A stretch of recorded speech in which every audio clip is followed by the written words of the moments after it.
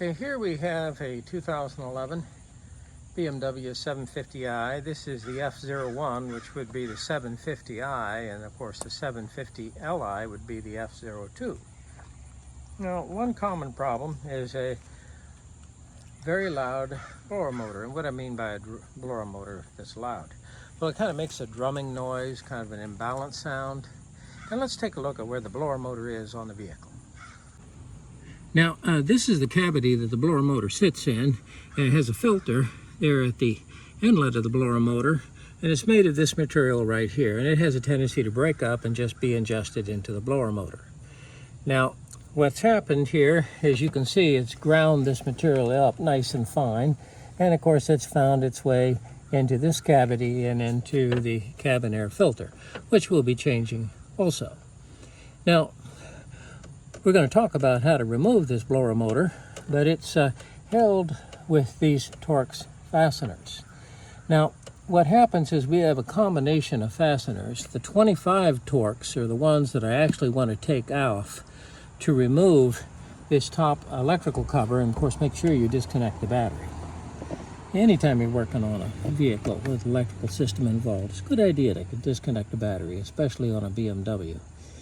And then what happens is I remove the 25 Torx fasteners, and this whole blower cavity and assembly comes out. Do not bother the 20 Torx, because that's what's actually holding the assembly together, which we will take apart on the bench. In fact, I can look through and actually see the cabin air filter hiding in there. I don't know if you can see it with the camera or not, but as you can see, it's black with this material, and there are actually two filters in there, and we're going to be changing those shortly.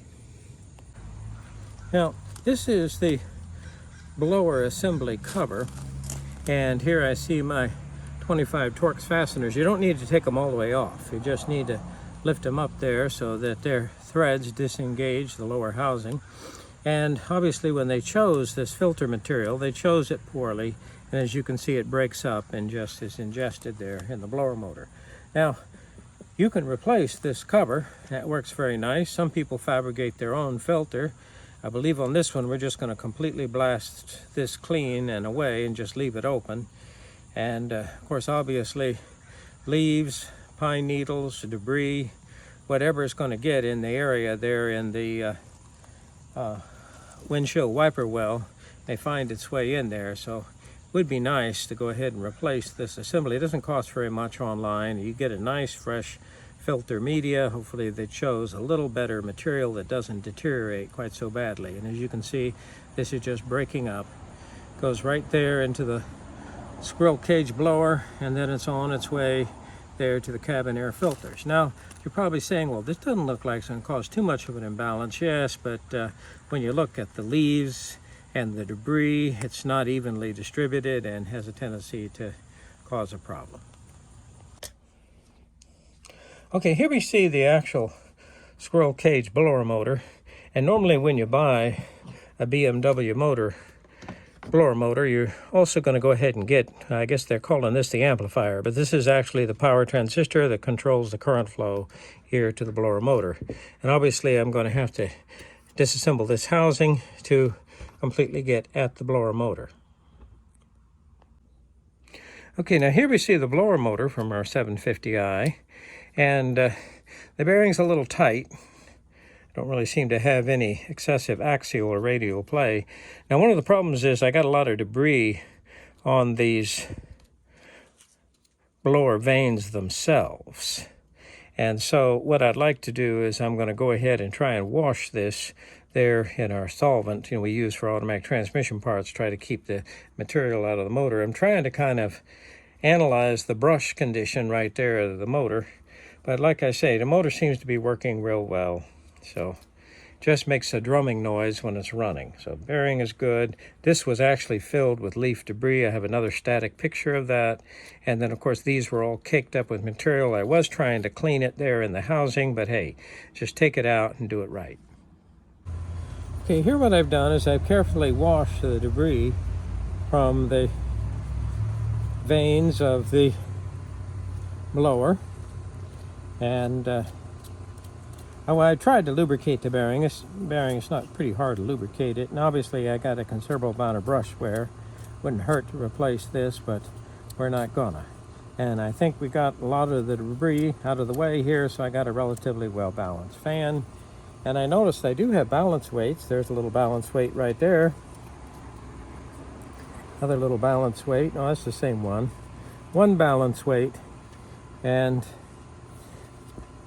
yeah, if you were going to buy this motor, you'd want to buy the motor and the blower together, the actual blades together. It doesn't come apart very easily.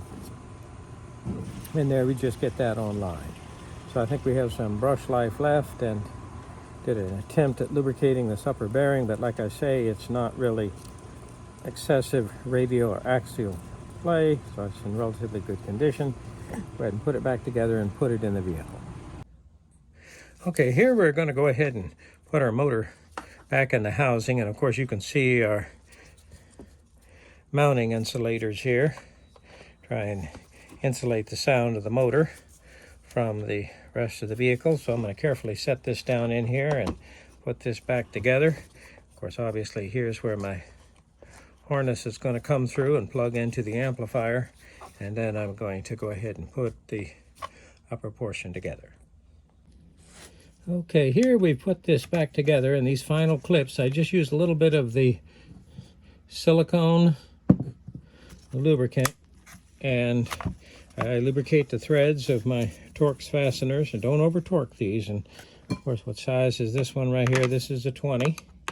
This is the small one right here. Don't over torque it. Make sure you've got the blower properly mounted in its isolating pads. There we go. Feels real good, and I'm sure this is going to be a whole lot quieter than it was before. Now, before we get too carried away, we have this assembly here on the top. And you want to be sensitive to this. I'm going to kind of clean it off here a little bit, but give me a chance. Let me finish disassembling it, and we'll talk about it. Okay, here we see that blower motor cover, and here is that filter that has a tendency to break up and just be ingested. This is called an aux sensor. It's actually a fresh air sensor. What it's doing is sensing for the presence of hydrocarbons, and if there are excessive hydrocarbons, what it's going to do is it's going to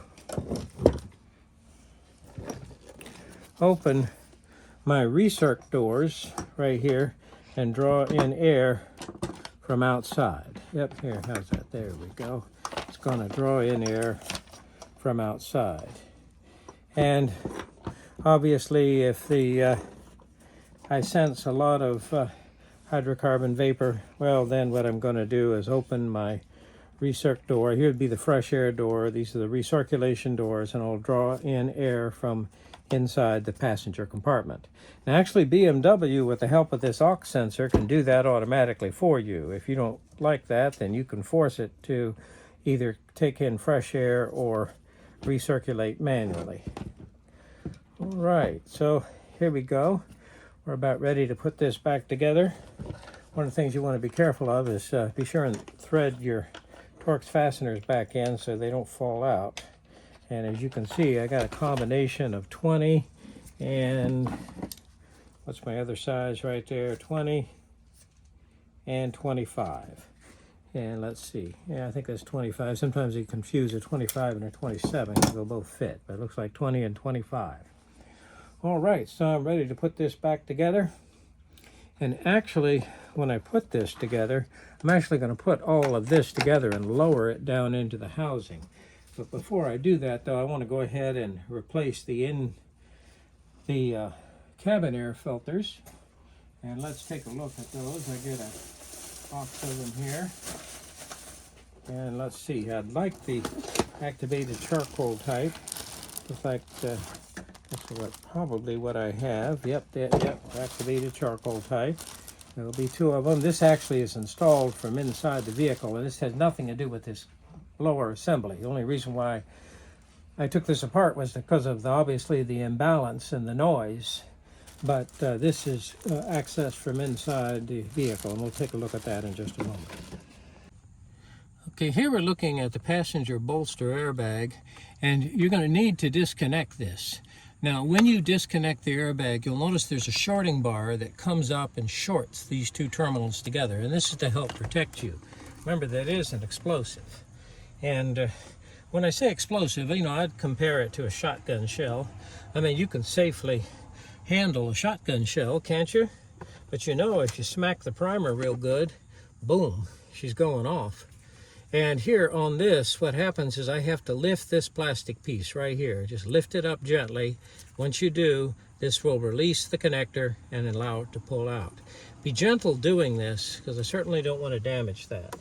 And here what I've done is unplug the power point, which is actually a cigarette lighter, but that's the power point. And of course, I disconnected the courtesy light. So now I'm going to carefully place these panels in the back seat. Okay, what we're looking at is these 30 Torx fasteners are the retainer for the airbag. The smaller 20 Torx, this is retaining the lower plastic panel. And this small black screw, it's very important you take that out. That's keeping the panel behind this trim piece right here.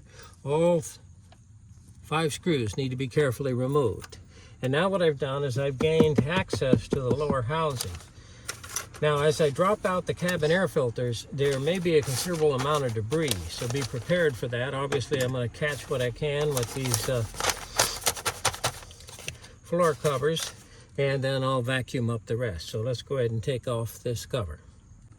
Okay, now this is the lower cover for the cabin air filters, and I have 5 of these 20 Torx fasteners. One that's a little hard to find right here is up in the corner. Don't force it. And so after you remove 5 fasteners, out she comes. Now, I don't believe this has ever been out before, but you may find that instead of 5, you only have 4 fasteners. So one of them got, how should I say it, not put back. Okay, carefully extracting the 2 cabin air filters. There we see it. And normally they'll have a direction on them. I'm going to show you which way, airflow direction. And what happens, it just so happens that the dirty side, that is the side that the leaves are being deposited on, is, you know, facing towards the front of the vehicle. So actually, if that's the airflow direction, then I want the arrow pointing back. There it is. All right, in fact, I got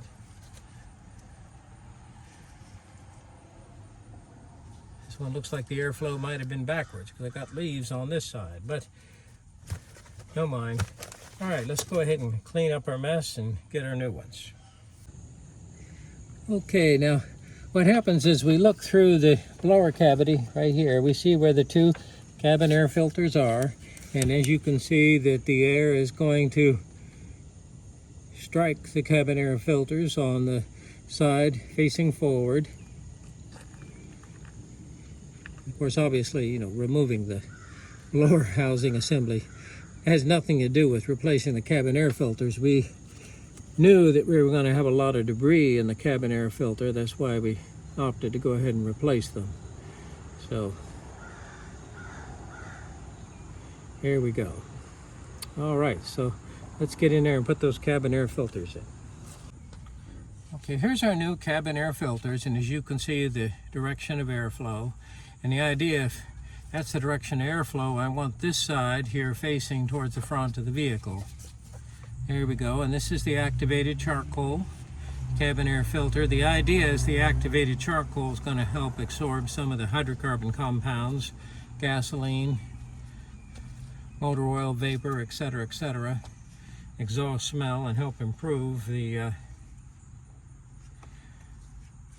quality of the air in the vehicle. So we're just going to simply slide them up in the cavity, and remember that the airflow is coming in from the front and it shows the direction of airflow. Okay, we slipped the first one in. It slipped in very nicely, stays right in there without any trouble. Again, note the direction of the airflow. The air is going to be coming in from the front, so I'm going to now slide it up into the cavity.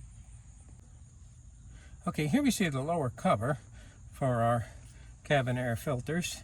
I'll put just a little bit of silicone lubricant right here on the threads and on this fitting. Now this fitting is actually for a water drain that's going to go to the evaporator case, and just in case a little water does get down in here. This shouldn't happen, but hey, they were thinking about it.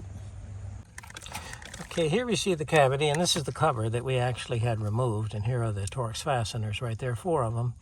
These happen to be 20. Here's the water tube we talked about right here. And it's all put back together.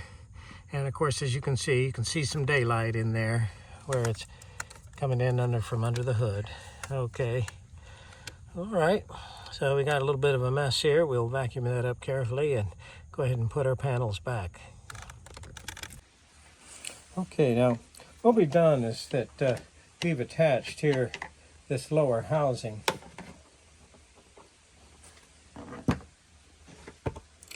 And now I'm going to attach this upper section right here. You'll notice that I have different sized Torx fasteners. The smaller ones are what we're interested in right now, and this is going to retain this cover. The larger ones will retain it to the housing in the car.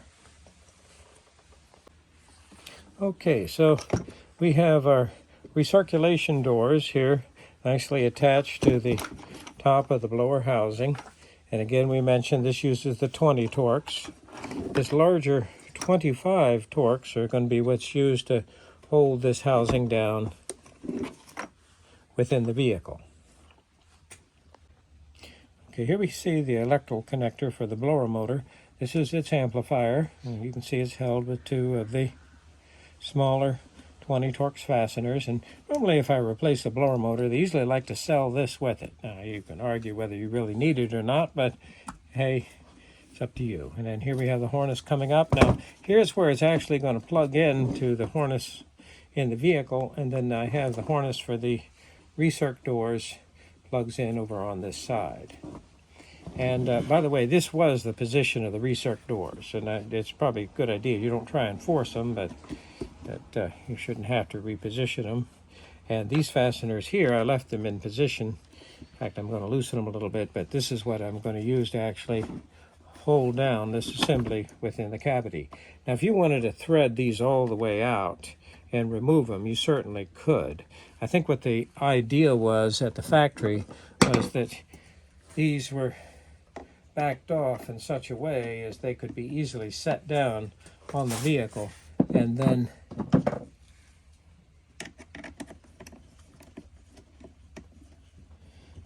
whoever was installing it wouldn't have to go searching for them. So that's kind of the idea. But of course, you don't want to lose one either.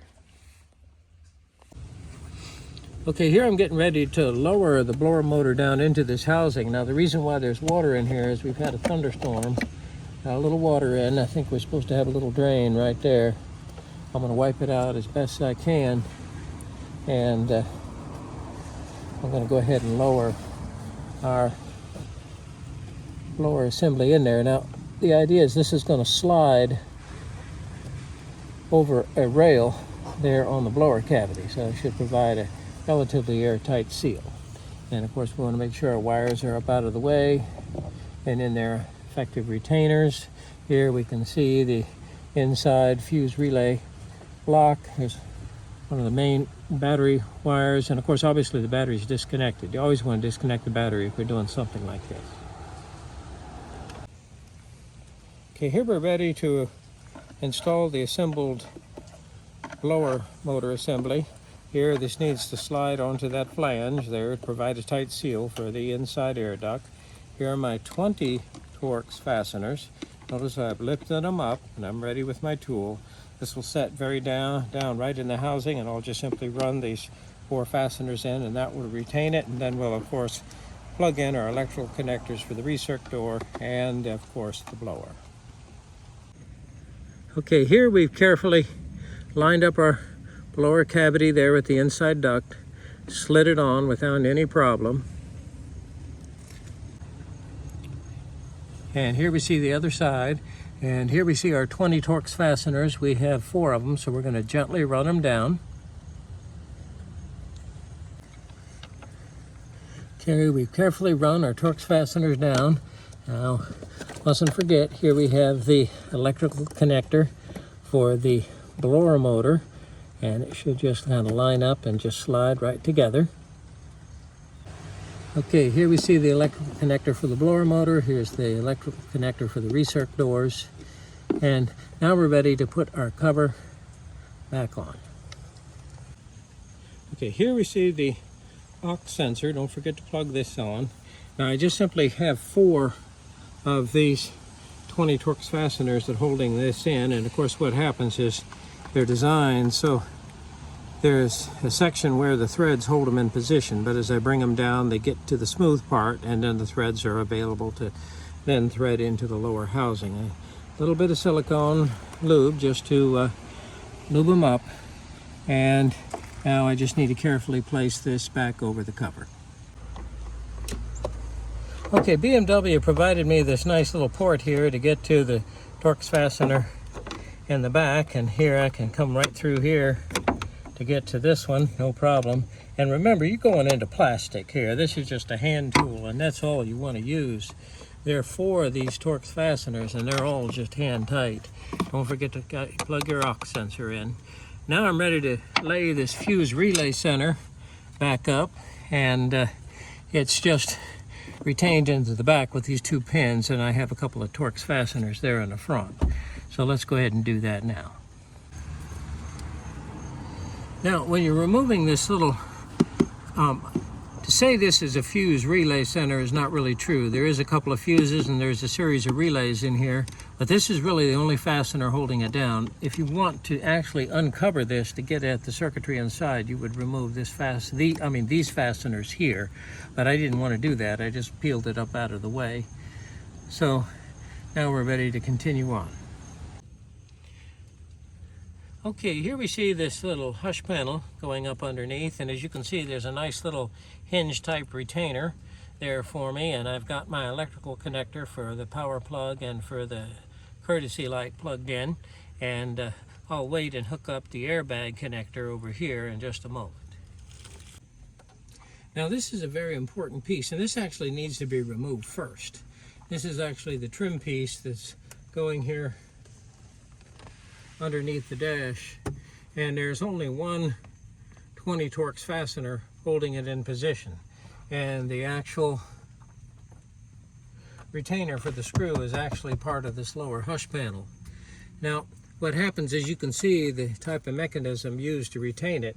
When I take this loose and pull it forward, it will slip right out. So I'm going to go ahead and slip this back in and put in the screw. Okay, here we're testing the blower, and it's good and loud. No problem, right there. It's working real nice. Working real good. There we go. No problem. Nice, clean cabin air filters, nicely lubricated squirrel cage blower, blasted out, cleaned out, washed, so get all the dirt out of it, so it's nicely balanced. Doesn't make a horrific noise. I mean, it was pretty noisy before. Got all that material out. It's ready for another 100,000 miles, hopefully. Okay, that's good. We didn't start the engine and we don't want to, so we're done.